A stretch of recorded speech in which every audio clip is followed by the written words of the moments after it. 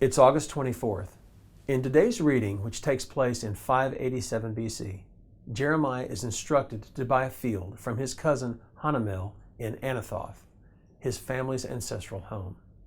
In obedience, Jeremiah purchases the family home and places the deed into a clay jar for storage.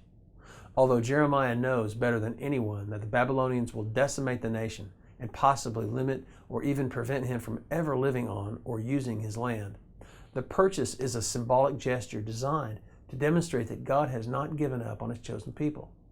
After their captivity in Babylon, their children and grandchildren will return, once again buy and sell land, and live in obedience to him.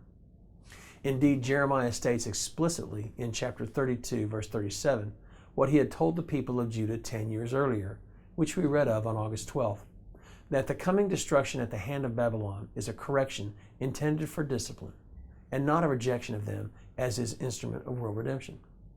His restatement in chapter 33, verse 25, that, quote, "If my covenant of day and night fails, if I have not appointed the ordinances of heaven and earth, then I will also cast away the offspring of Jacob and of David my servant," end quote, confirms this very point.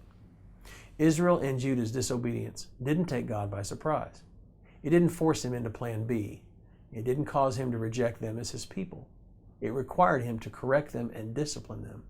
But his call and purpose for them were unchanged by their disobedience. God's nature is unchanging. His purposes for our lives and his purposes in the earth are unchanging. Our disobedience can disqualify us from participation in his plans for our lives. But whether or not we choose to participate, his plans will continue. Here's today's application. Are you struggling with temptation or consistent failure in a certain area? Are you finding it difficult to walk in obedience? Well, let today's reading remind you that there are significant ramifications that will occur if you persist in disobedience.